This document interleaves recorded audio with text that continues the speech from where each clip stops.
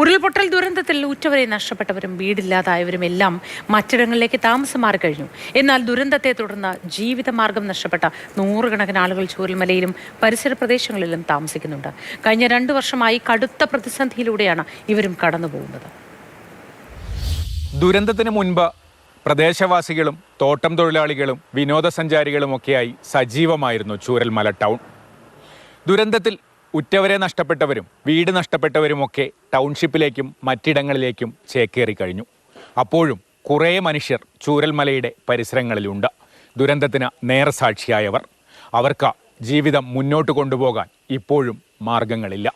ഉരുൾപൊട്ടൽ ദുരന്തം നേരിട്ടും അല്ലാതെയും ബാധിച്ച 3 വാർഡുകളിലെയും മുഴുവൻ ആളുകളെയും മാറ്റിപ്പാർപ്പിക്കുമെന്നതായിരുന്നു സംസ്ഥാന സർക്കാരിൻ്റെ ആദ്യ പ്രഖ്യാപനം. എന്നാൽ പിന്നീട് മാനദണ്ഡങ്ങൾ മാറി മറഞ്ഞു. ജോൺ മത്തായി കമ്മീഷൻ വന്നു. ഗോസോണും നോ ഗോസോണുമായി അതിർത്തി വരച്ചു. വരയ്ക്ക് പുറത്തുള്ളവരും പലതരത്തിൽ ദുരന്തത്തിൻ്റെ ആഘാതം ഏറ്റുവാങ്ങിയവരായിരുന്നു. പലതരത്തിൽ ജീവിതം മുന്നോട്ട് കൊണ്ടുപോകാൻ ശ്രമിച്ചിട്ടും അത് സാധിക്കാതെ കടുത്ത പ്രതിസന്ധിയിലാണ് ചൂരൽമലയിൽ ഇപ്പോഴും ജീവിക്കുന്ന മനുഷ്യർ. എൻ്റെ ഉമ്മ, എൻ്റെ ഭാര്യ, 3 മക്കൾ, അവൻ്റെ ഭാര്യ, ഇപ്പം എല്ലാ ജീവിതം കഴിഞ്ഞു പോകണമെന്ന് വെച്ചിട്ടുണ്ടെങ്കിൽ ഞങ്ങളിതൊന്ന് തുറന്ന് പ്രവർത്തിക്കുന്നതിൻ്റെ പേരിൽ ആരെങ്കിലും വരികയാണെങ്കിൽ അന്നാണ് ഉപജീവനം കഴിഞ്ഞു പോകണമെന്നുണ്ടെങ്കിൽ ടൂറിസ്റ്റുകൾ വരുന്ന സമയത്താണ് കഴിഞ്ഞു പോകുന്നത്. ഇപ്പോൾ അതും നിലച്ചിരിക്കുകയാണ്. മറ്റൊരു തന്നെ എന്തെങ്കിലും ആത്മഹത്യ അല്ലാതെ വേറൊരു വഴിയില്ലാത്ത നിലക്കാണ് ഇപ്പോഴത്തെ ഇവിടുത്തെ ആൾക്കാർ പോയിക്കൊണ്ടിരിക്കുന്നത്. മേഖലയിലേക്ക് ടൂറിസ്റ്റുകൾ വന്നു തുടങ്ങിയപ്പോഴാണ് കള്ളാടിയിൽ മണ്ണിടിഞ്ഞത്. അതോടെ ഈ മേഖലയെ ആശ്രയിക്കുന്നവരും ബുദ്ധിമുട്ടിലായി. മഴ പെയ്തെന്ന് പറഞ്ഞാൽ എസ്റ്റേറ്റ് പണി നിർത്തും. എസ്റ്റേറ്റ് അങ്ങനെയാണ്. പുറമക്കാർക്ക് വേറെ പണിയില്ല. പിന്നെ വണ്ടിക്കാർ, ടാക്സിക്കാർ രാവിലെ കൊടുത്തിട്ട വണ്ടികളാണ് ഈ കിടന്നത്. ഇപ്പോൾ ഓരോന്ന് അങ്ങോട്ട് പോയിട്ടുള്ളൂ. ഞാൻ രാവിലെ പോയിട്ട് ഇപ്പോൾ വരാം. മേപ്പാടിക്ക് ലോക്കലിൽ രാവിലെ പോയിട്ട് ഇപ്പോൾ തിരിച്ച് വരാം.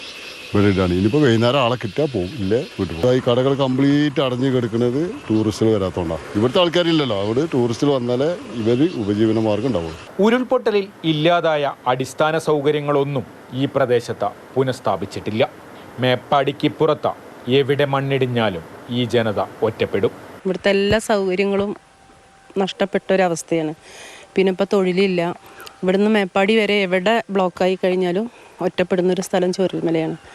അപ്പോൾ എങ്ങനെ ഇവിടെ ജീവിക്കുമെന്നാണ് ഇവിടുത്തെ ആളുകളുടെ ഒരു. സ്കൂളില്ല, ഹോസ്പിറ്റലില്ല, അതുപോലെ തന്നെ പിന്നെ വാഹന സൗകര്യം. ഇപ്പോൾ രാത്രിയൊക്കെ എന്തെങ്കിലും ആയി കഴിഞ്ഞാൽ നമുക്ക് ഒരു വിളിച്ചാൽ വരെ വരാൻ വണ്ടിയില്ല. അങ്ങനത്തെ ഒരു അവസ്ഥയിലൂടെയാണ് കടന്നു പോകുന്നത്.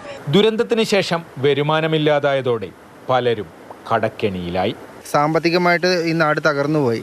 സാമ്പത്തികമില്ല ആൾക്കാരുടെ അടുത്ത്. അപ്പം ഈ ലോണുകൾ എഴുതി തള്ളുന്ന കൂട്ടത്തിൽ ഈ 10, 11, 12 വാർഡിലെ മുഴുവൻ ആളുകളെയും പരിഗണിക്കണം എന്നുള്ള ഒരു ആവശ്യം ഞങ്ങൾക്കുണ്ട്. കാര്യം അത് ഇതുവരെ നടന്നിട്ടില്ല. അങ്ങനെ ഒരു ആവശ്യം ഞങ്ങൾക്കുണ്ട്. പിന്നെ അപകട മേഖല ആരെങ്കിലും ഉണ്ടെങ്കിൽ അവർക്കൊരു ഷെൽട്ടർ, വലിയൊരു എമർജൻസി വരുമ്പം സ്കൂളുകൾ കാര്യങ്ങൾ അതിലേക്ക് ഓടാതെ നമുക്കൊരു സ്ഥിരം ഷെൽട്ടർ ഉണ്ടെങ്കിൽ നമുക്ക് കുറച്ചും കൂടി മെച്ചപ്പെട്ട രീതിയിൽ ആൾക്കാർക്ക് ഭയമില്ലാതെ കഴിയാനുള്ളൊരു അവസരം ഉണ്ടാവും. കമൽ, മാതൃഭൂമി ന്യൂസ്, വയനാട്.